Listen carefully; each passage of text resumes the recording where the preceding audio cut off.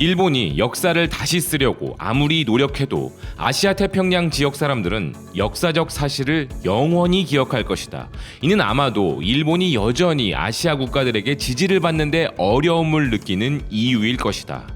이 말은 러시아 연방 안전보장이사회 사무총장 니콜라이 파트르셰프가 일본의 정치인들로부터 1945년에 있었던 일본을 대상으로 한 소련의 군사 행동에 대한 사과가 필요하다는 주장이 나오자 러시아 정부 매체 로시스카야 가제타를 통해 한 답변입니다.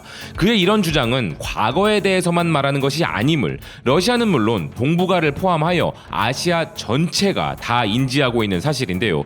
지금까지도 이어오고 있는 일본의 행동만 봐도 여실히 드러나는 부분입니다.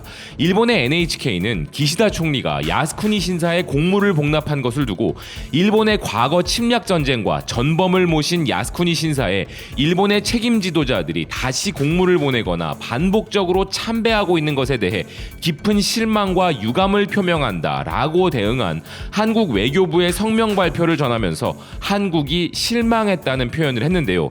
TV 아사히는 중국 역시도 일본 인사들의 잘못된 행동을 단호히 반대하고 있음을 전하고 있습니다.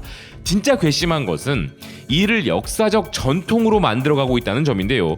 기시다 총리가 국제사회 눈치를 봐서 참배는 하지 않았지만 공물을 복납한 것은 산케이의 보도대로 이전 총리인 스가 총리가 대신 참배를 할 것이기 때문입니다. 아베 총리도 스가 총리도 퇴임하자마자 전범들을 참배하기 위해 곧바로 달려갔고 이는 기시다 총리가 퇴임하게 되어도 마찬가지 전통이 될 것이 분명한 상황인데요. 이에 대해 한국과 중국이 비난 성명을 발표한 것에 대해 외신들도 주목하고 있습니다. 로이터 통신은 일본 신임 총리의 야스쿠니 신사 공물 복납이 한국을 짜증나게 한다 보도했으며 프랑스의 르피가로와 미국의 블룸버그 역시 이 내용을 보도하고 있는데요. 그들의 논조도 마찬가지로 기시다 총리가 일본 총리가 된 지 불과 몇 주 만에 논란의 여지가 있는 신사에 공물을 바쳐 한국과 중국을 화나게 했다는 것입니다. 러시아의 타스 통신 역시 한국이 야스쿠니 신사에 공양한 일본 총리를 비난했다고 하면서 다른 아시아 국가들에게 이 신사는 일본 군국주의의 상징으로 간주되고 일본의 침략 정당화를 강조하는 부분이 된다 전하고 있습니다. 중국의 관영 영자 매체 글로벌타임즈도 기시다는 야스쿠니에 공양하면서 나쁜 시작을 했다며 중일 관계의 기반이 무너질 수 있다는 관측통들의 경고가 나오고 있음을 보도했는데요. 일본이 이렇게 과거 역사 수정으로 국제적으로 비난받는 부분은 과거의 만행에 대한 반성이 없기 때문이다. 물론 이 부분도 반은 맞지만 더욱 우리와 주변국들을 분노하게 하는 것은 그들은 반성은커녕 그런 만행을 현재에도 진행 중이며 대대손손 이어갈 것으로 보이기 때문이고 지금도 일본은 한국을 적국으로 지정해야 한다는 주장을 하는 국가이기 때문이기도 합니다. 그리고 일명 부산 적기론, 즉 중국, 소련, 북한이 남진에 성공하여 한국의 부산을 함락하고 부산에 공산당의 붉은 깃발이 휘날리면 일본도 위험하다고 했던 이 논리가 지금 다시 거론돼야 한다는 주장을 서슴없이 보도하는 나라가 바로 일본인데요. 일본의 석간 후지는 지금 우려할 만한 사태는 공산 세력의 군사적 남진이 아니라 표면적으로 합법적 절차에 따라 한국이 스스로 공산화하고 주한미군을 몰아내고 부산에 공산당 깃발이 서는 사태를 생각해야 한다며 문재인 정권이 중국의 노예적 대변인이라는 주장을 하면서 혐한이 일본의 뉴노멀이 된 지 오래이며 주한미군이 철수하고 나면 대마도에 주둔하고 있는 자위대는 육해군을 합쳐 600명 정도이기에 한국이 공산국가가 되고 나면 중국은 제주도 해군기지 이용권도 갖게 된다 이야기하는데요.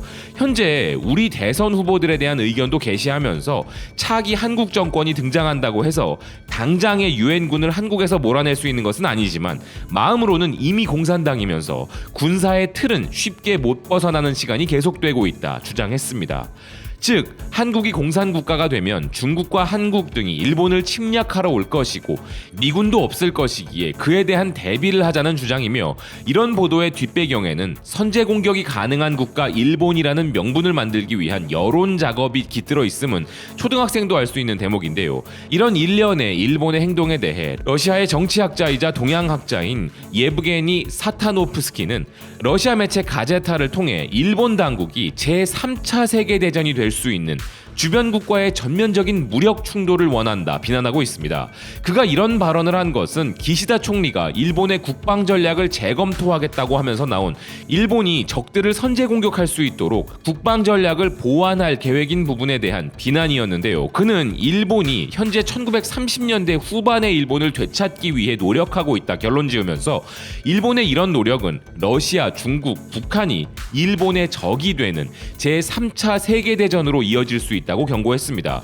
실제로 일본이 그런 능력은 없으나 그렇다고 해서 그런 짓을 하지 못한다는 보장은 없습니다.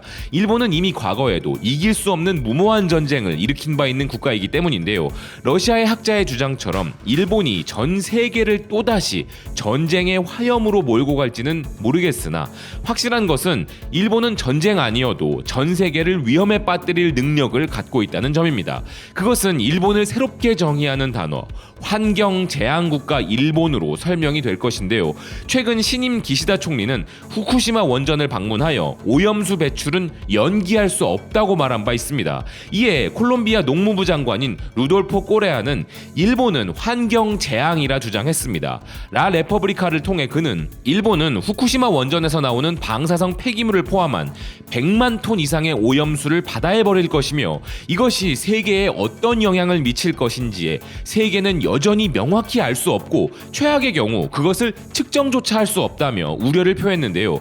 아울러 그는 후쿠시마 원전 관리를 담당하는 도쿄전력이 탱크에 저장된 물의 80%가 삼중수소 외에도 법적 수준을 초과하는 여러 오염 요소 및 방사성 물질을 포함하고 있음에도 이를 바다에 버리기로 결정했으며 일본의 이웃 국가들인 한국, 중국, 러시아 등은 이것이 끼칠 환경적 영향에 대해 우려했는데 이는 주변국의 문제가 아닌 전 세계적인 문제가 되어야 한다는 그의 주장인 것입니다.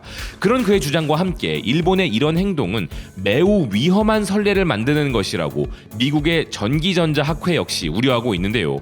IEEE는 후쿠시마의 오염수가 위험한 선례를 남길 것인가 라는 보도를 하고 있습니다. 기사는 현재 100개가 넘는 오염수를 저장한 탱크가 있고 일주일에 하나씩 새로운 탱크가 추가되고 있는 일본인데 일본 당국은 이 오염수를 방출할 계획을 준비하고 있다면서 비록 그들이 오염수를 처리하고 희석시키고 있다고 주장하지만 이 계획은 항의에 부딪히고 있으며 이에 대한 과학자들의 비판도 잇따르고 있다는 것인데요.